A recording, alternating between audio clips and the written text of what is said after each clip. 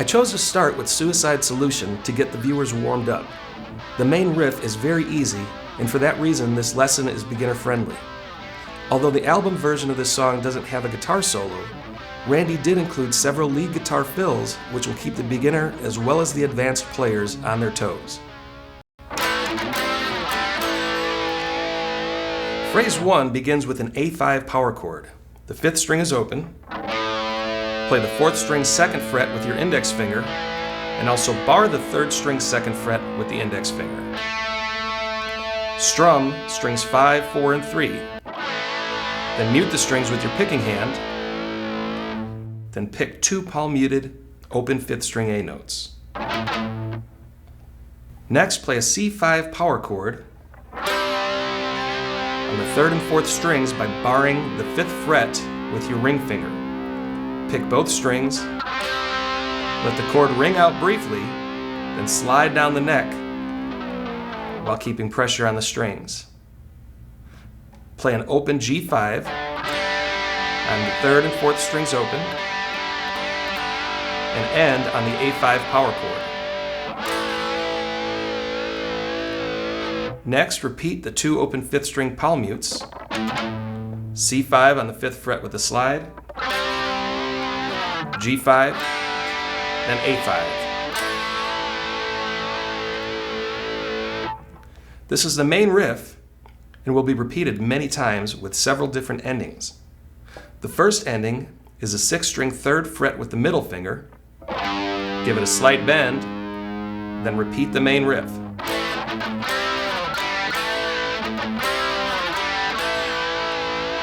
The second ending is on the 3rd string 5th fret with a half-step dip on the tremolo bar. Pick the note, dip the bar, and return.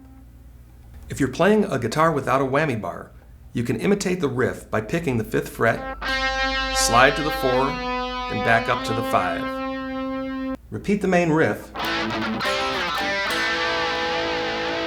Then for the 3rd ending, Randy fretted the 5th string, 5th fret, that's with the index finger, then played the 6th fret with the middle finger, and pulled off to 5 again.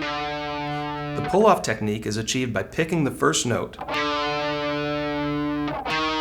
then snapping your finger away from the string to produce the next note. So we pick 5, 6, pull off to 5, then drop down to the 3rd fret. And there are several more endings to this main riff, but for now let's practice it with these 3.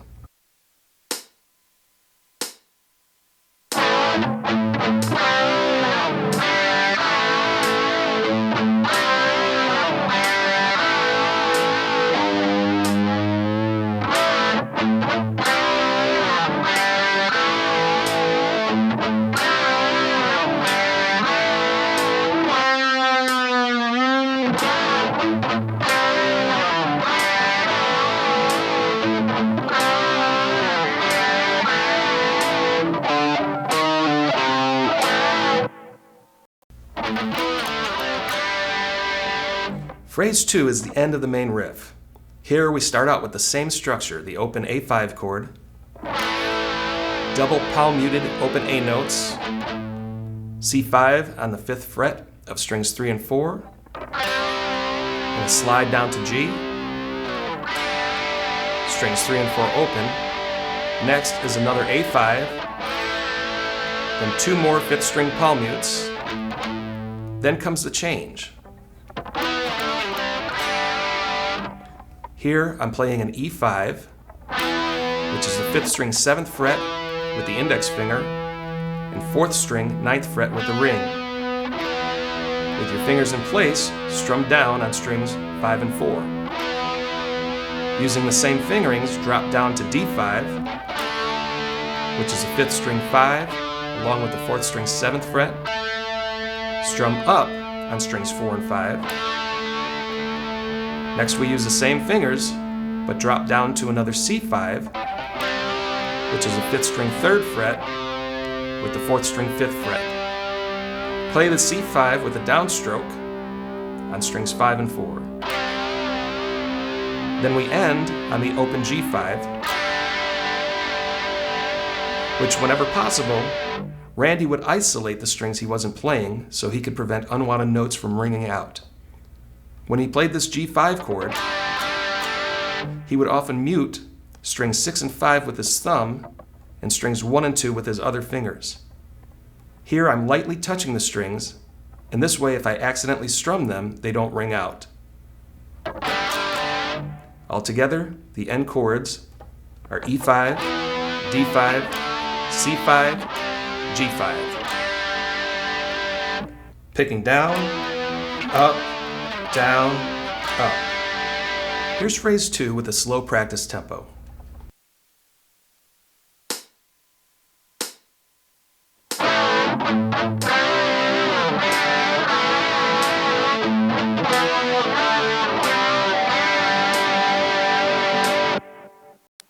Now let's put the main riff together and increase the speed a little bit, and you'll begin to see how it starts to take form.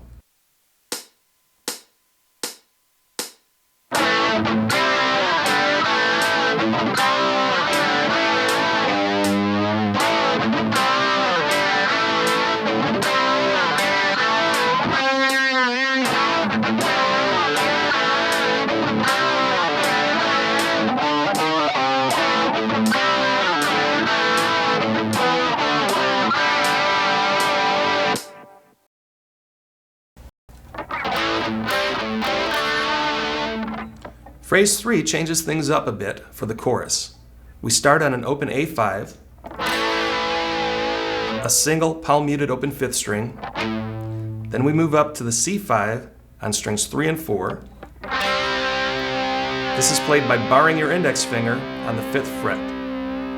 Play another palm-muted open A, C5 again, then move it up 2 frets to D5, which is played on the 3rd and 4th strings, 7th fret. I personally bar the C5, then play the D5 with my ring and pinky, but you can also move the barred C5 up. Or you can bar it with another finger.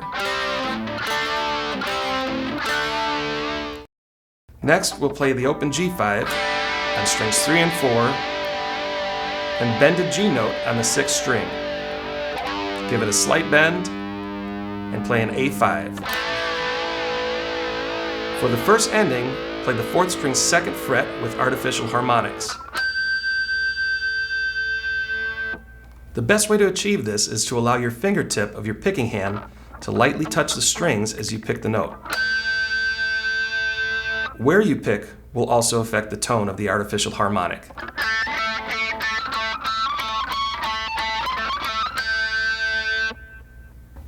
The first time this section is played, this harmonic is played by itself. Later in the song, the same fill is played, but you alter the pitch with the whammy bar by dipping and returning. It's up to you to decide which variation you would like to play. After the artificial harmonic, the rhythm repeats: A5, palm mute, C5, mute, C5 to D5, open G5, G with a bend, to A5, then end with a slide from the 6th string 17th fret down the neck. Let's put it all together at a practice tempo, then we'll combine the main riff and chorus at full speed.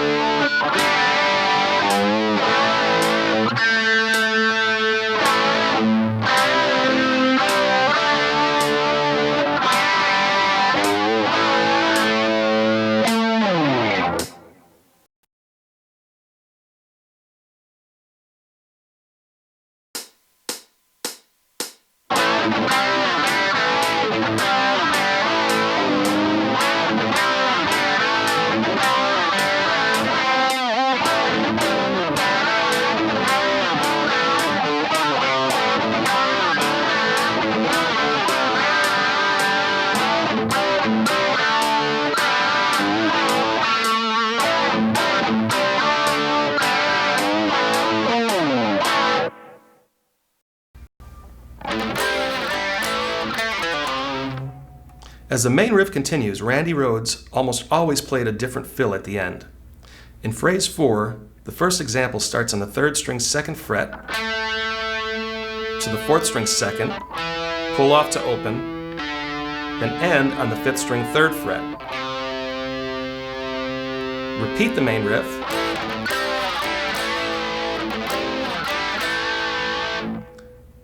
the fill starts on the 4th string open, open again, then hammer your index finger to the 1st fret, pull off to open, and end on the 5th string 3rd fret.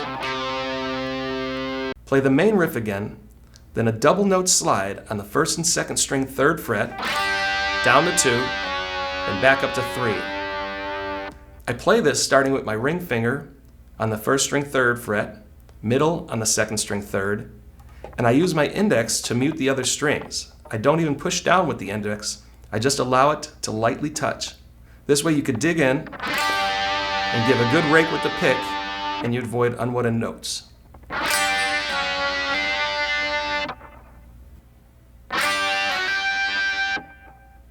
At the end of the main riff, which is E5, D5, C5, and G5, Randy often added a slide down the 6th string from the 17th fret, which will lead to the bridge section of the song.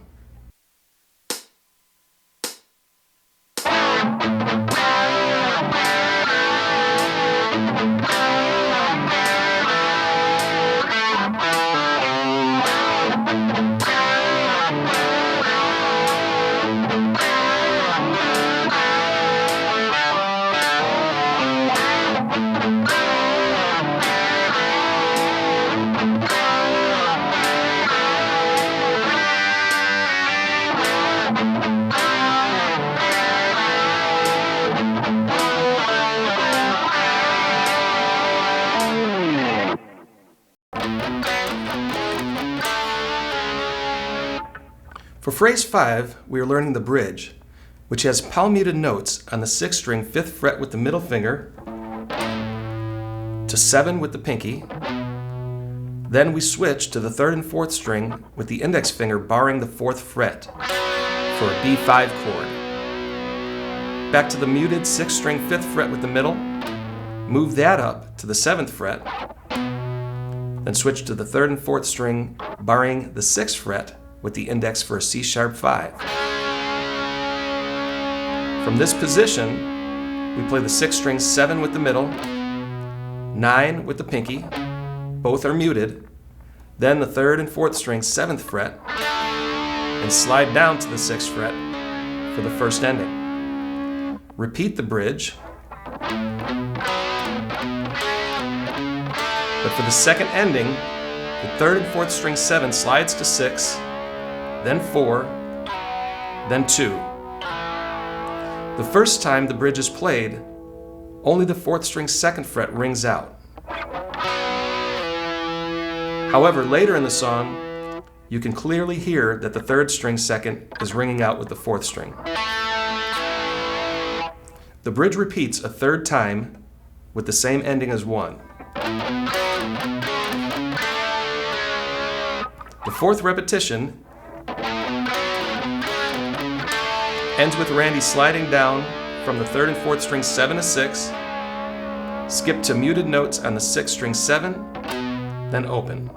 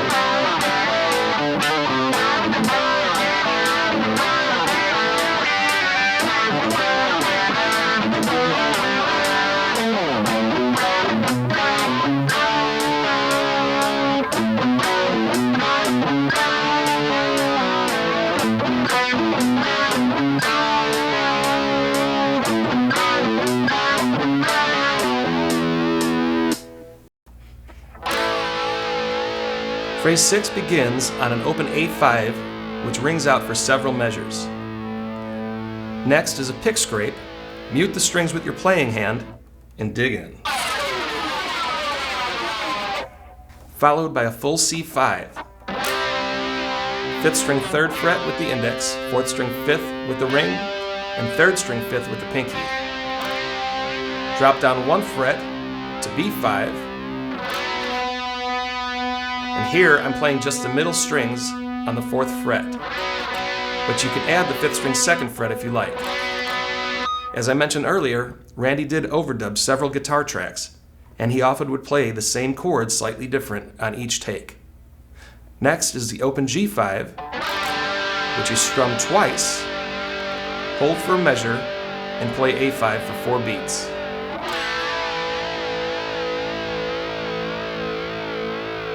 Back up to C5,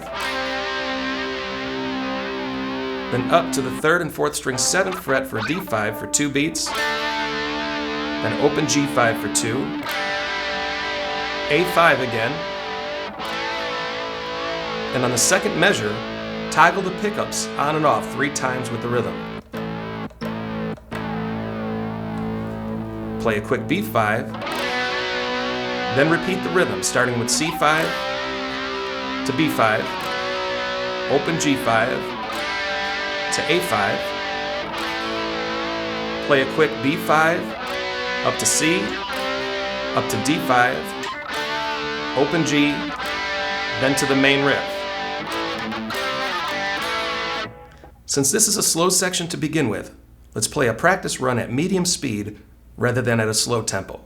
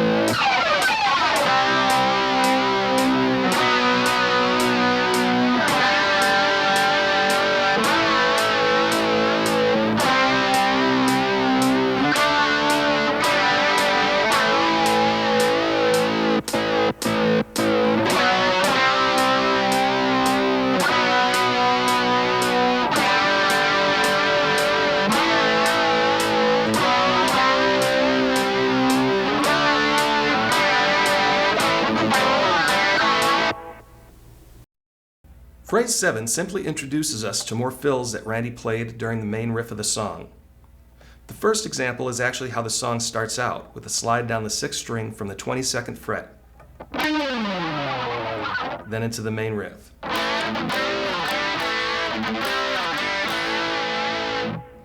The rest of these fills are played at the end of the main riff.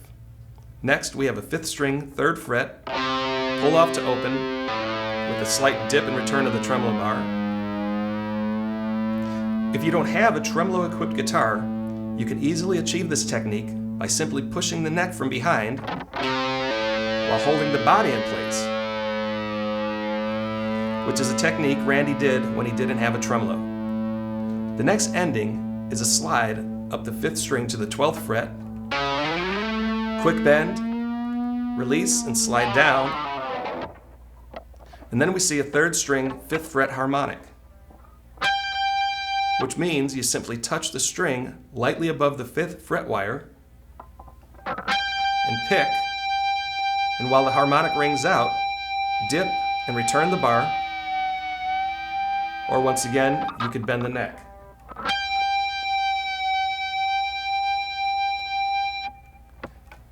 And the last main riff fill is on the 2nd string, 8th fret, followed by a bar dip and return. By now, you should feel very comfortable adding these fills to the main riff on your own. So let's move on to the outro.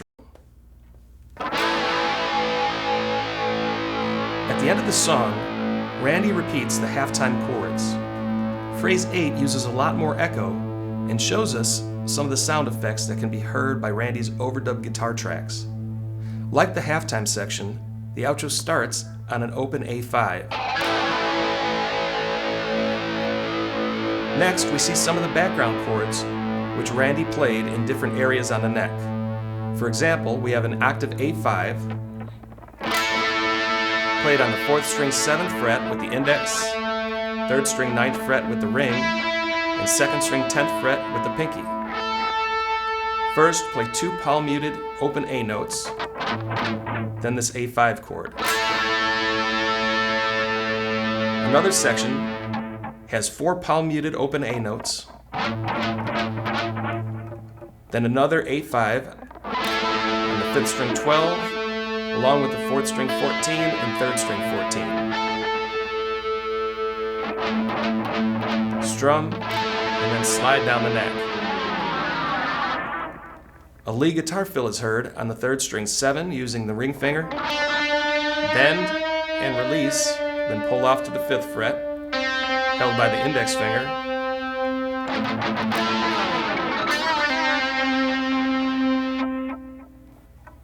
Another guitar toggles the pickups from off to on and plays C5, then toggles a few more times. A 3rd string open G note is played with a tremolo bar dive. The 2nd string 8th fret is played and held while rapidly shaking the bar several times. This is also applied to the 3rd string 5th fret harmonic.